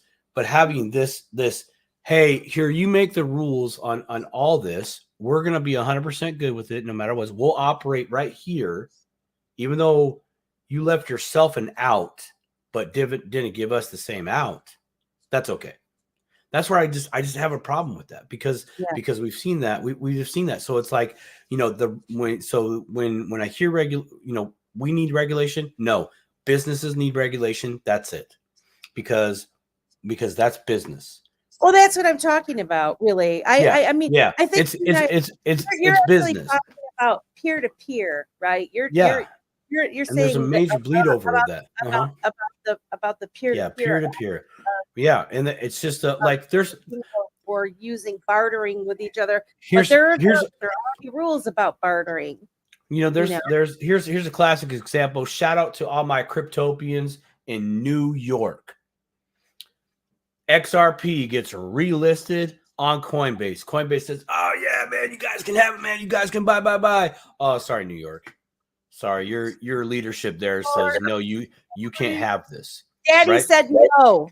Daddy said no. Right? Like, first off, VPN. Majority rules. The rest of the country is going along with it. So what? I'm not going to get that. I'm getting on my soapbox. I get too passionate because when an entity limits or takes away someone's chance of happiness, that is against the law. And that's what's being done. Straight up. You can't tell me what I can buy and what I can't buy. I'm not doing any damage to anybody by buying some XRP, except maybe you don't want me to have it because I'm no longer playing in your sandbox because, dude, I'm tired of your sandbox. Your sandbox sucks. It's got cat poo in it. I don't like cat poo. Okay. Hey, what I got. Let's talk about some FUD though, because because it's everywhere right now, man. Really what do you got? What do you got? It's everywhere. What have you heard lately? Well, I mean, I guess just the overall vibe. And there's a lot of people that they bicker back and forth.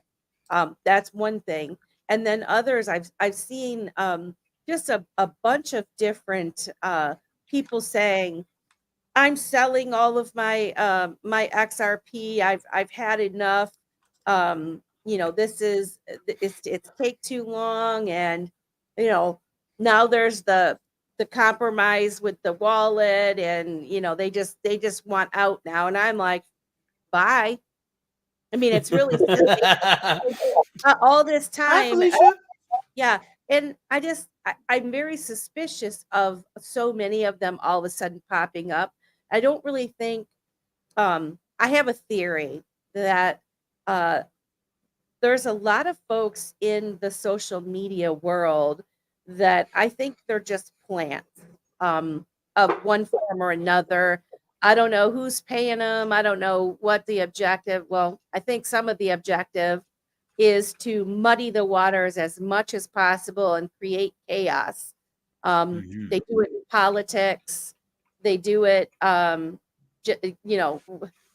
you name it, they do it. Right. The crypto space is the crypto space is no different. And and I think because we're getting ready to come probably on some significant price action, things are going to get exciting here. I don't know when, because I'm not an expert on that either, but I think things are going to get super exciting here from the different folks that I listen to, and some price appreciation is going to come.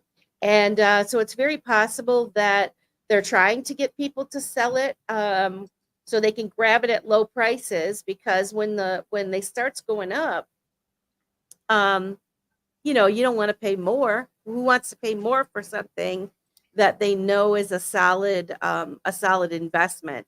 And for any of you that are listening that, this is dip a toe. So hopefully there's people that'll watch this on the playback that are just curious about digital assets and cryptocurrency. You know, you want to research the projects that you're looking into, and look for the connections, look for the longevity. Do they have a social media presence? Those business connections are important. And look and see how long they've been going, and what kind of backing they have, and read their white papers, go to their websites. There's thousands and thousands of cryptocurrencies out there. I don't know about you, Simon, but I've heard there's a couple thousand, right, out there. I don't know what I would never buy something that is, I've never, 2000 on the list, with hardly any followers, no white paper or whatever. Like, I don't know why people would buy those, unless they're just getting suckered by somebody. It's a scratch ticket syndrome. I've been a part of that. I Yeah. was talking to a client today that or not really a client, sorry. Everybody I talk to, I feel like is a client. They're not. I was talking to somebody today, and we were talking about decentralized exchanges, and we're kind of talking about some of these smaller coins, and I'm like, yeah, they pump, it's cool, but it's a pump and dump. You're gonna get left there. You're gonna get left there holding the bag, and even if you do your research, see who's backing them. Most of the time, you can't. That information is out there. Could be someone that's a brand. Go ahead. I remember back in the day when I first came in the space, and this is a warning to you guys that are coming in the space. You're going to hear these deals because you're going to start to see coins pumping, and people are going to say, it'll be a coin that's 0.00004 or whatever is the price, and they'll say it's gonna boom, so you can get like 1 million coins for next to nothing or whatever, but you have to go to this exchange, and you can only do it with this pair, and do it, and I did it. I remember thinking, like, I got it, I gotta get some of this stuff, and I don't know if it was on, I think it was on Bithum or BitTrue, one of the two. Anyway, it was the one with the piggy bank where you could stake it or something in the piggy bank. Anyway, I don't know. I bought these things. I think it was the hot coin. I think it was hot coin or something. I couldn't move it. No. I bought it, and it was there. It sat on the exchange. I could not move it. And it was like, you actually had to have more to even be able to move it off. Like, I already had 1 million, or I don't even know what the hell. It was a lot.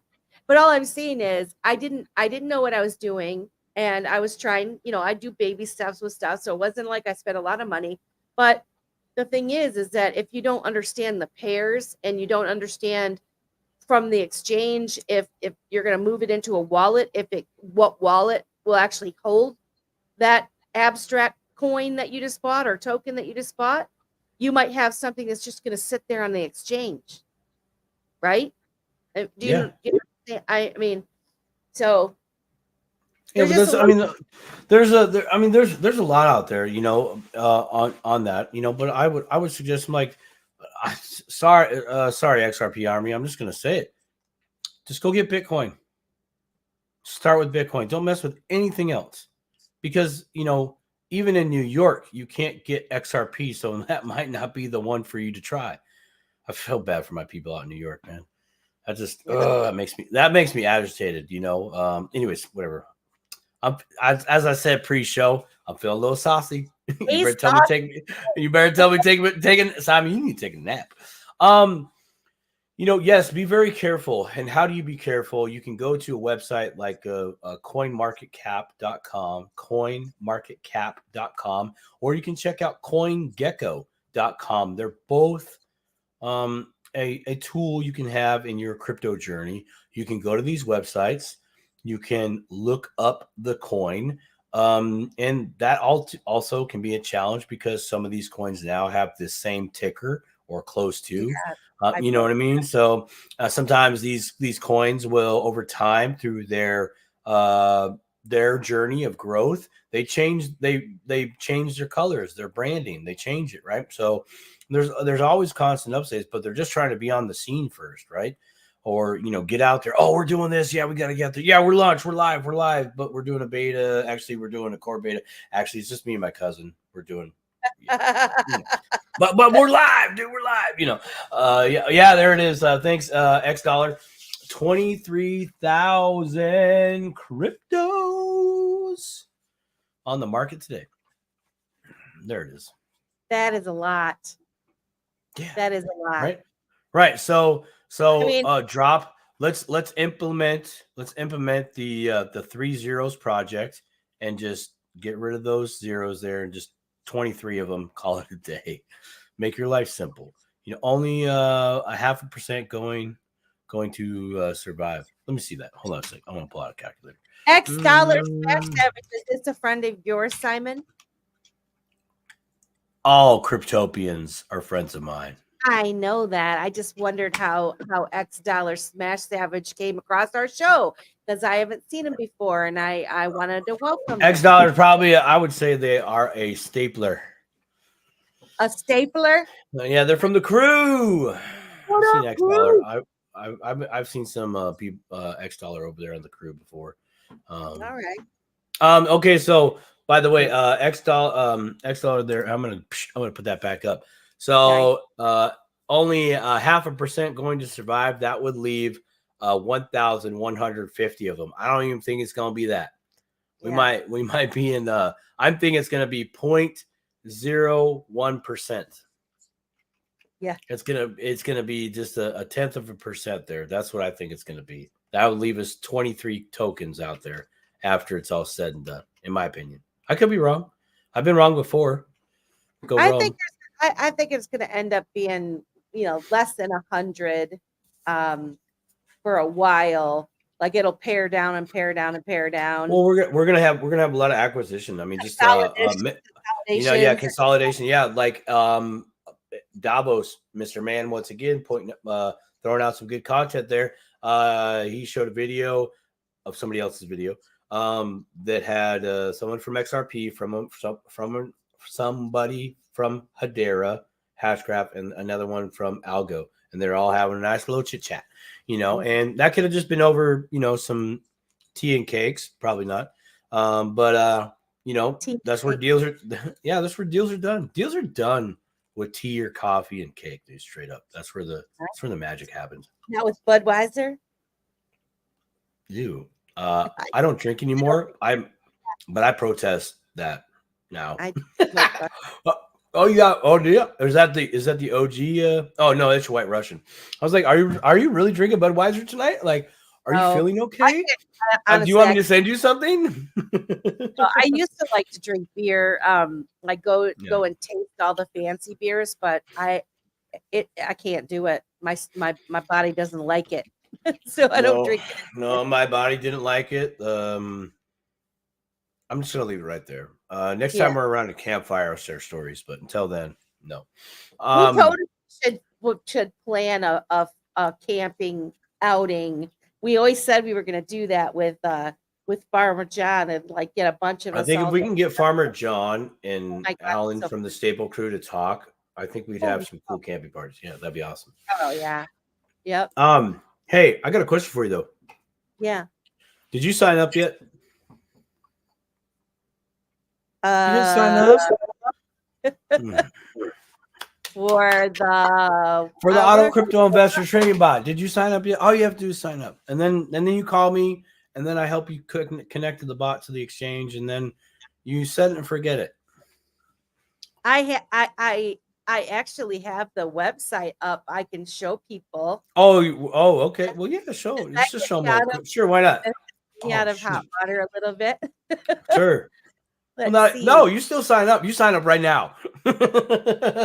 No, you don't have to sign up right now. I was just curious if you'd sign up because we're still in beta. Registration closing soon. Still hasn't been determined, but if you registration for the beta, if you go over there, yeah, go ahead and pop that up right there. There it is, autocryptoinvestor.com. That is the website. Explain what this is. That's a website to get to the Auto Crypto Investor. Yes, but I mean, I got you. I know. I'm playing jokes. It's for this bot that you have, right? So yes, I back in mid-May, the head developer of the Auto Crypto Investor, we were in a mutual group together on a totally different topic, and they had asked if I wouldn't mind checking out this trading bot, if I would be interested. I said sure, I'll check it out. And they really wanted just my insights of, hey, how does the user interface look?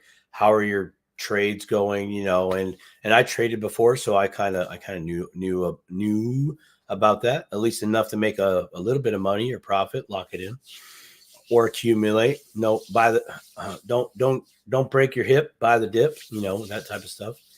So I tried it out, and in a couple months, I was up 50% in my portfolio. Now I only started with $100, but I was like, wow, this is really cool.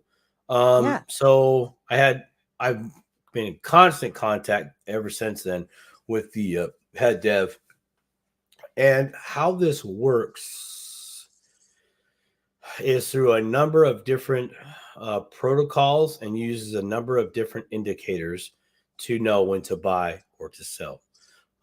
That's not just based on market conditions, but something that I found one of the first things I found interesting, Melissa, is I don't want a bot to spend all my money on one coin, like all of it, right? Just because it happened to be in a good position. Yeah. What this bot does is, if let's say, so we're using this bot with stablecoin. Well, right now, USDC, USDT. More to come later. But let's say you're over at Coinbase, you have an account there. You're like, Simon, I want to hook up the bot. Okay, we hook up the bot. I say, okay, only put in $100 worth of stable coin over there, and we're going to let this bot roll. And then you pick out your coins over at the Auto Crypto Investor. So you're going to tell the bot, hey, I want you to trade this one, this one, this one, this one, this one. And then you put it to work. Then the bot starts looking for trades, and wouldn't you know it, sees XRP. And so it starts to buy XRP. Okay. But what happens is something on some bots and not others, is it just keeps buying and buying and buying and buying and buying. And pretty soon you have the opposite effect. And now you got all this XRP. Look, I'm not going to argue that's cool, but I like diversification, right? So what this bot does is it buys and buys and buys and buys, and then stops at a 50% threshold and will stop trading. Doesn't matter how good the deal is, it will stop. So how does that work? The value of the stable coin, we're going to call it bags from now on. Okay. So your bag of stable coin is worth $100, and then your bag of XRP is worth $0. And then it starts to buy and buy and buy. Now and they come to their threshold. And so your bag of XRP is worth $50, and your bag of stable coin is worth $50. With me? Yes. Okay, so. Cool. Well, are you with me so far? Because if you're lost right here, I'm going to have to start over. Okay, are you with me? Okay, so now the bot sees another coin. Give me another coin. XLM. I knew you were going to say that. So it sees XLM, right? So we're going to leave XRP up here for a moment. So it sees XLM, and it buys and buys and buys. What's $50 divided by 2? 25. That's right. So now your bag of Tether or stablecoin is worth $25, and XLM is worth $25, and XRP is still worth $50. Okay, now here's what happens. So now that we've kind of figured out what the bot, as one of its many protocols, does, where it stops itself from overbuying. Well, Simon, what about the sell? What does it do on the sell? Okay, now let's just pretend XRP or the stable coin is still down here at 25, And now I'm giving reference back to XRP, but XRP isn't worth $50 anymore. It's worth $100 because it finally went to $1, and we're having parties in the street because XRP is starting to reclaim its former glory. Well, the bot goes, dude, stablecoin, what you doing down there? Bro, man, hard times, man. I've been trying to scoop up these other coins. Let me help you out. It sells and sells and sells and sells and sells to the difference between $100 and $25. Whatever that difference is, the halfway point, that's where the bot will try to make these two match up. And so now XRP and So- your did you get? Yeah, go ahead. So does that mean then, I know this is like an elementary question. So it sounds like you're telling me that when my XRP is going up here, it's in profit, and the bot is going to use that profit, take it back down to the 50, push that money over into the stable coin so that the stable coin can then buy. Is that correct? Well, yes, it replenishes the stable coin, but the XRP doesn't come down to 50. It comes down to the difference between $25 and $100. So whatever that halfway point is, okay? Oh. So basically that would be $75 is the difference divided by 2. So you would add $35 to $25, that'd give you $60. So bing.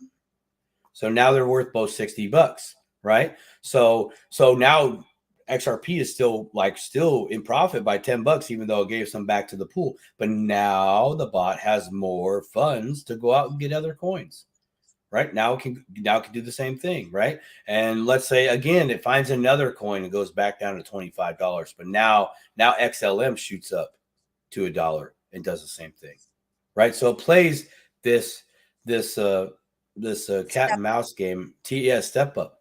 It's really, really cool in my opinion. It sounds like it's mostly you're building your bank, your stable coin bank, because your holdings at the same times. Mm-hmm. But your well, yeah, because it's always just it's not about the dollar amount, it's about the ratio, right? Is that what it is about? Kind of, yeah, actually, yeah. It's more about that. It's more about the ratio, because your ratio of your holding of coins, your bags will still retain a little bit as it goes up. It goes up. It's almost like this, it's like over time, it's like it sandbags 10%. Let's say bull runs over, but I still have 10% of all the coins the bot acquired, right? But I'm in the profit stable coin wise, like maybe 5x or something like that, okay? And by the way, that's very possible. So now let's say we went through the bear market, the bot bought more coins, and now it's low on stable coin, okay? Next bull cycle starts to happen. The bot sells those coins, and the stable coin once again is victorious. But but this time around, it saved another 10% of its coins. So now you have 10% plus 10% is 20%. Plus your stable coin is up here. That's over time. That's how it works. Now, the numbers I just gave you, the 10% and the 10%, those are hypothetical numbers, not real deal with Bill McNeil. That it could be 3% over time, it could be 6% over time. So, but you literally have your cake and you can eat it too. You literally do. And really this bot was created. Oh God, I almost got emotional. I was going to tell you. I paused. I was like,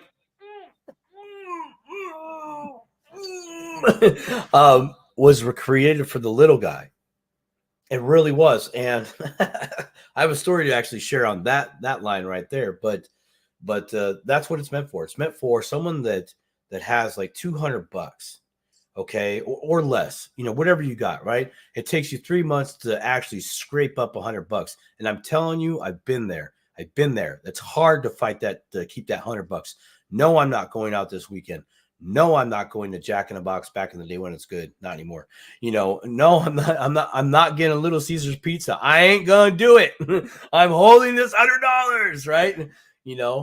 maybe I'll buy a flat atop ramen. I know it's not good to me, but I got to get something in my stuff. But it's hard. It's hard to save that first 100. So how about you get that first 100 and put it into the crypto market that you see those opportunities. But now you let a bot trade for you. Okay. And you don't have to, you can pick one coin. You can pick 2 coins, 3 coins, all the coins that you would like to participate in. Now, I'm dev team. I'm sorry, I'm putting this out there. I just got to do it because I think it's probably one of the most opposite things. And yes, crypto professor, depending on the exchange, Kraken is super limited on on tether pairs as well as USDC pairs, another stable coin. So you're limited over on Kraken. However, professor, how are you doing, by the way? Just real quick. On the bot, you doing fairly good? Okay. High five, knuckle bump, body slam. How you doing over there? I just want to see if he says something. Just dipping a toe in it. Yeah. Oh yeah, he is, man. Yeah. The professor, he's in. He's one of the first one of the fellow cryptopians that was brave enough to dip their toe in this auto crypto investor. I'm gonna sign up. I'm gonna sign up. Yeah, sign up. Yeah, do it. Only with Kraken, about even. And crypto professor, were you about even because we've had this correction in the market? Let me put that on the screen. So if he's about even, he's even on dollars, but he's got holdings, right? So he's got crypto, and he's still about even with this market turned down, right? He's still retained that. Now myself, I was up January. I was up about 31%. Wow. I'm now price wise, I'm down more because prices have right. But dude, I got these cryptos in there. They're as soon as we see price action, not as soon. When we see price action back up in the positive direction during this bull run, and then we get some stability just for a little bit, the bot's going to execute on those sells. Definitely because of correction, but also because of limited pairs. Yeah. So what he's talking about there is the reason why he's even is 1, price action has dropped. 2, he only has a small selection of coins. So the optimal exchange that the bot is coded with, it would be Coinbase. Binance US too, but I'm not going to suggest people go play there because we don't know when Binance might shut their doors, right? So right now, really the big one is Coinbase that gives you a lot of options, but wait, there's more. What I wanted to share was this, the dev team. Where'd you go? Oh, I don't know what happened.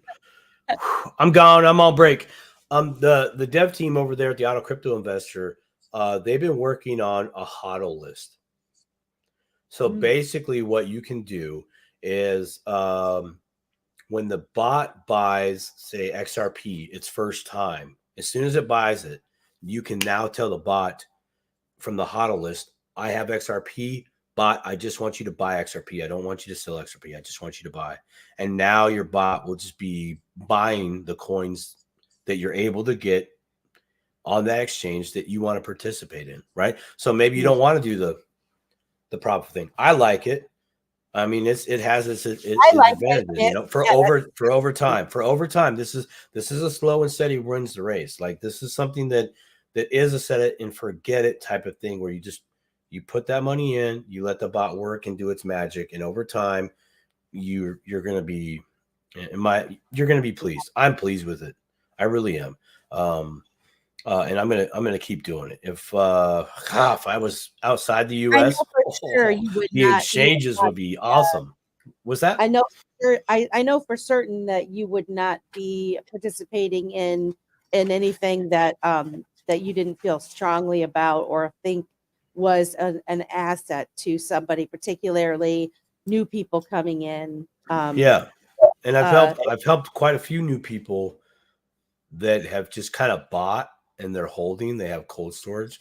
They themselves are are taking the step of, you know what, this sounds like something that they could do, where they have the interest in being a part of trading, but Mhm. having something else do it for them, and then Yeah. learning as they go. Why did the bot make that trade? Right. I know that's why you haven't signed up yet. You know, that's Can you one of can the you cool things I like is helping out these other people that are new, that have been in a couple years, and they're like, oh, this is actually a good opportunity. Everybody that I've come across, seasoned people that have been in the crypto space longer than I have, you know, that I talked to today, that they had a lot of good questions, a lot, which is great. I like kind of getting grilled. Yeah. Um, but You they got were, oh, you know, they were grilling me about it, and we were talking all about different strategies, and really what it came down to was is like, you know, hey, this bot literally is meant for the little people. It wasn't created for the big people, right? But it was created for the little people. However, big people, when I say big people, I mean big money. Okay, you want to throw 10,000 at this thing, 5,000 at this thing, even $1,000. It might not. Some people, $1,000, that's a lot of money. I'm not going to say it's not, because it is, man. That's a car payment nowadays, and that's way too much for yeah. your car, by the way. It is, but you know, it's life. It literally is life changing. Like, I actually sleep better at night. When I was trading, you know, I would always look at the market, always, and I still do by default. I still wake up at 1 a.m, I look, but I'm not like, oh, what's it doing now? I'm like, what? Oh, it didn't do nothing. We're good. You know, so the bot is great, Simon. Highly recommend it. Thanks, Crypto Professor. February 17th, by the way, we're doing a Zoom. I'll call you later. So my question is for all the folks listening is, so from what I gather, this bot, which is Auto Crypto Investor, Yeah, I'll put it in the chat. autocryptoinvestor.com is the name of the website, but is this a beta right now, to where people Yeah, we are in beta. I'm in beta. Or I'm in beta. Of course I'm in beta. I'm testing this thing with everybody else that's in beta. The bot is in beta, so we're testing this. So we don't have a hard date for release. So as it stands right now, if at least you get over and register, you'll be a part of the beta, which means you'll receive the benefits of that beta. Okay, Simon, what are the benefits? Well, after we go live, you get 3 months for free. Okay. And then after that, you get a discounted rate of subscription until the end of the year, which I'm not going to rule it out. Head dev might extend that out for longer. I don't know right now. We're more focused on quality of product, not so much payment. Now, Simon, what's the full price on this? Well, full price per month is $17 a month, full retail, plus your swipe at the machine, so to speak. So I think like it's 3% or whatever they charge. So you $17 plus 3%. That's your tab every month. So not for someone at my level of money. I can do $17 a month. I can cough up my Hulu subscription that doesn't have any quality shows on it right now, you know, for a few months. Now, here's the beautiful part. There's no contract, as in, you know, like, we're not going to hold you. Oh, you got to stay here a year. I'd want you to, because these things are going to take time, but you don't have to stay. You want to leave for a while, leave for a while. You want to come back, come back. We want to be there when you need us, or rather, we want the bot to be there when you need the bot, right? There might be a time where you don't need it. It doesn't fit your life right now financially, right? I mean, $17 is $17 times 12. Yeah, times 12 months. It's $200 a year. To some people, that is a lot. So, I mean, yeah. So right now, if somebody was to sign up right now, are they going to be charged the $17 a month right away, or is that only after it goes live? That's not until we go live. And actually, The beta. So basically, you're getting free right now. Yeah. When we To go try live, you get 3 more months for free. Yeah. And then you get discounted right after that. In all truth, I mean, this beta could go for a little while. Yeah, I we don't mean, next couple months. Like I don't know. You know, I'm not sitting there. I am not the wizard behind the machine. You know what I'm saying? I am the person that's going, I really like this. This head dev that created this, their vision, why they created it, literally was for the people. And that was oh God, I'm gonna get emotional, dude. God. That was recognized by someone that I helped sign up, rather connect their bot in Austria. So someone in Austria took the plunge to try this bot out, and we were having great conversation. Rupert, shout out to Rupert, by the way. Rupert was trying the bot over there in Austria, and it was so cool. Loved his accent. I was like, that's so cool.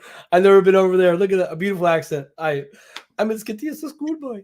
Anyways, sorry, movie flashbacks and all that, right?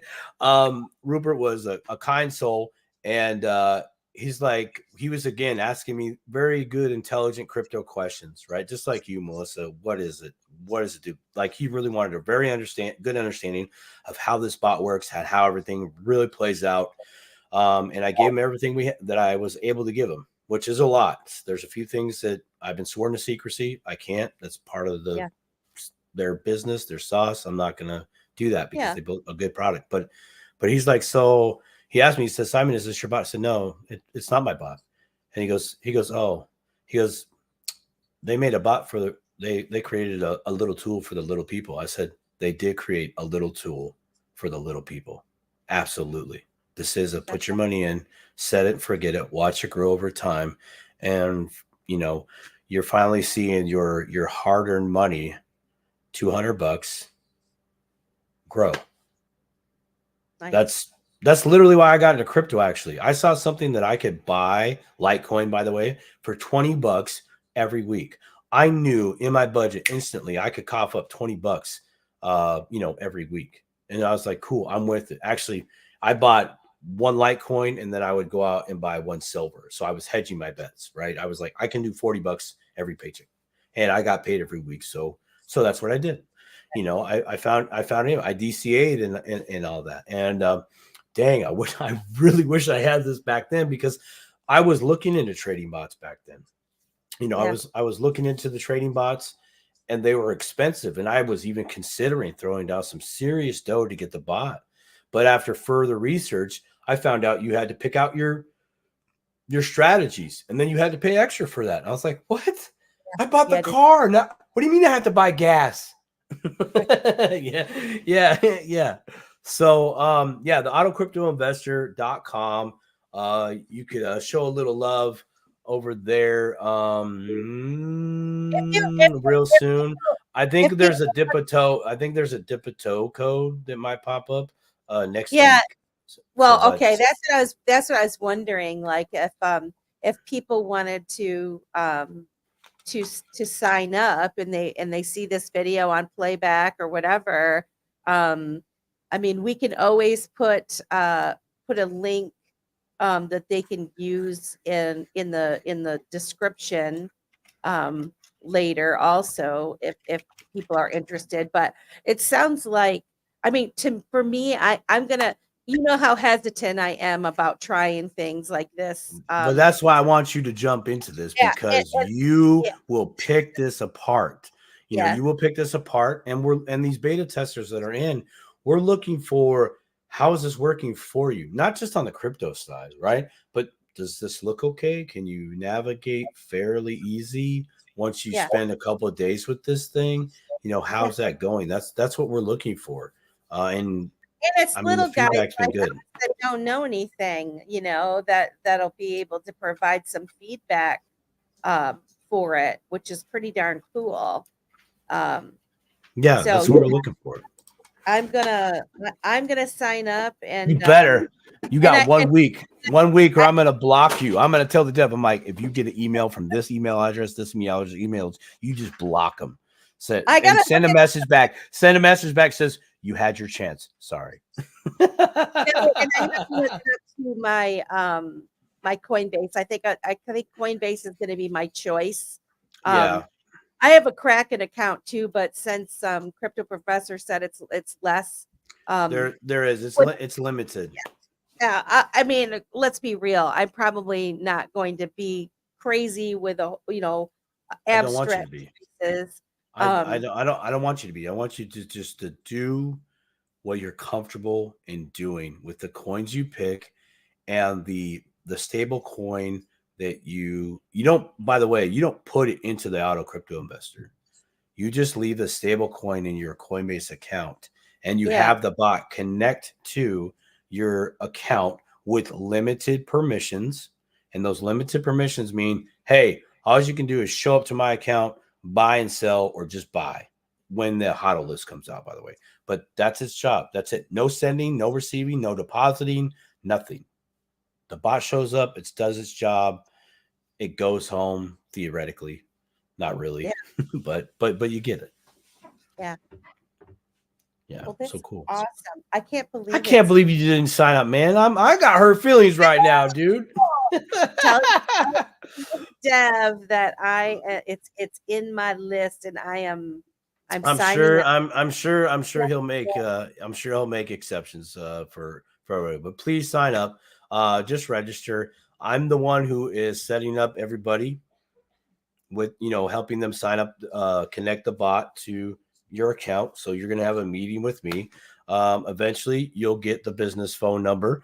I'm not handing that out right now because I don't want an influx of mass amounts of calls. Emails are good enough for right now. I don't need extras. But the response was honestly like, this is why I got into crypto, like the emotional stuff that I'm like feeling with all the people I'm connecting with. I'm like, dude, there's a lot of love in here. There's a lot of love there. And there's a lot of love connecting with so many different people, and connecting with people that, that do not have a lot, but they are very, very passionate, about crypto. Hold on. What does that say? About crypto. Do you know any exchanges that are a part of the ISDA? Come on. Explain that to me. ISDA. ISDA. Slave. Explain. Can you give me a little extra love on the ISDA? I mean, I'm not a know-it-all, but I think I am. Ask Mrs. Crypto Says, or Mrs. Says, she'll tell you. She'll tell you. Yeah, she'll tell you. Tell you. I know it's coming up. Oh, what is that? Exchanges that are part of the ISDA. I'm gonna look that up. I know we're running out. I know we ran over, but let's go over just a little bit more. I want to see what that's about. Is that cool? Yeah. Can we go just a little bit? I think isn't the ISDA what Mr. Mann was talking about? I think it is. International Swap Derivatives Association. Boom! We got together. We got together. Do you know of any exchanges that are part of it? You know what, Slave? I'm gonna rabbit hole this one. I volunteer for tribute. Thank you, Slave. I'm gonna volunteer for.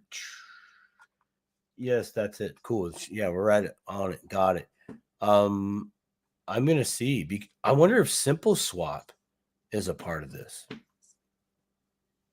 I don't know. I'm looking to see. Okay, let me. You know what? I'm gonna just add it to the stage here, real quick, and then we'll peace and chicken grease. I typed in exchanges on their website and I didn't get it. This is what we're looking at, folks.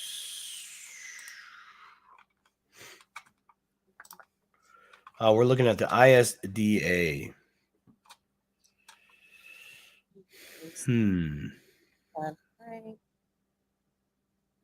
Oh. Infrastructure events. Wait, didn't I signed up for this? Oh. Yeah, so did I. Yeah. Email. God dang it, dude. All right, we'll go ahead and remove that. You know, I typed in exchanges and I didn't get anything. So it's probably not the proper way to search this website. So unfortunately, Slave, we'll have to get back to you on that one unless Simon, comes up with no, it. I mean, I'm gonna need at least a solid 24 to dig this one down to get some good information. It looks But like it's you a could great become question. yeah. Member showcase. Let's look. See, I'm already starting to rabbit hole. I'm supposed to go to bed on time. Member showcase. Accounting and tax, legal services. No, get out of here. Documentation, infrastructure, settlements. Oh, exchanges. Can I go there? Take it to me. Take it to me. I want to go now. Yeah, you do it. You do it because I tell you. You said you were see- talking a British accent this whole show. Oh, You didn't all right, next week, folks, we're going to the English accent all night. We'll see if I can make it through. There might be a little bit of slippage between the English accent and the Australian, but my tongue's getting tired right now. It's a little parched. I'm out of fresh tea, and that's not a jab. Tea is bloody good. I am on a tea kick right now, and I absolutely love some masala chai. Oh, it is so posh. All right. All right. Well, I've got hello, governor. Hello, governor. And that's all it takes. Hello. Yeah. As soon as hello, go watch you some Green Street Hooligans. Go watch Green Street Hooligans with what's his name? Charlie, what's his face from Sons of Anarchy and Elijah Wood. It's a good one. You watch that like 10 times in a row, you'll be talking like a Brit, no problem. Right. Anyways, yeah, I'll do that next week. And on that, I'm gonna the home of the LA Lakers is the only exchange that I know. The stadium, crypto.com. Oh, that's what he's talking about. Oh, there it is. Oh, we're going live. Stand by. Add to the stage. Boom. Here it is. Crypto.com. Okay. Let's see if I can find another. Well, there's no Coinbase right there. I was wondering. Let's just explore this. Okay. Oh, Slave, you're gonna keep me up at night. You're gonna keep me up at night. I like it though. Yeah, this is good. I'm just trying to get an overview of this. Now, see, I would like to talk about crypto.com for us folks here in the US. And I'm going to remove this just for a second. Simon, is crypto.com available for the bot? Not in the US because we can't access crypto.com via PC or Mac. However, we can download the app to our phone and use it. But when we do that, we don't have access to the necessary parts on the back end to make the connection for the bot. So frustrating because their API code is very much compatible with ours, right? Might have a different ring-a-dingy, but we can talk. So it's I saw it on the list of exchanges that were compatible with the code as I was doing some of my own research, and I was like, oh yeah, crypto.com. I went to the PC. What do you mean? All my buddies have it on their phone. It's the stupid app. But it's whatever. Hey, look, they got to do what they got to do. You can still play ball at crypto.com. You can buy, sell, send, receive. So that's okay with me. But if we could just get it on the PC, I would be very much happy so I could connect the bot. Now, if that were able to happen, I would do a coming out party on that because I would literally say, go there versus the other place. Because again, coin selection. Not because they do things better in a legal way or this or that, the other. But I do find it interesting, and shout out to XRP Slave for bringing this to our attention, that crypto.com is the only exchange that is literally just flowing through the radar, right? Right. No problems. Everything's all hunky dory, cool beans, right? And now you have never mind. Another show. We're already 8 minutes deep in the green room session we're supposed to be having. Good evening, you guys. Hello, Simon. Can you send me the info for the crypto bot, please? Yeah, let me see what are you on my channel? Yeah, you are. Cool. I'm gonna put it in there. 1 second. I'm sending it to you right now for everybody. Is there a way that folks can get a hold of you, or do we want to just? Yes, there is. I can throw that in there as well. You can. I'll post a comment.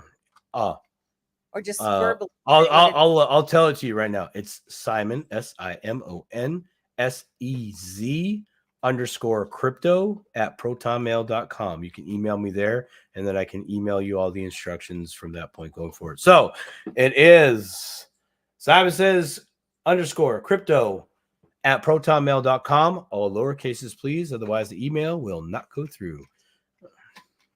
All right. I'm a slow typer right now, so give me a minute. And I'm going to show the crew a little love here. We love the crew. Yeah. We love Alan and you guys can use that link. It's going to take you right to the registration page. Just go ahead and register. But if you would like to just go through the website, just get rid of the crew and the slash, and it'll just take you right actually to the website. Melissa posted it earlier. We did a little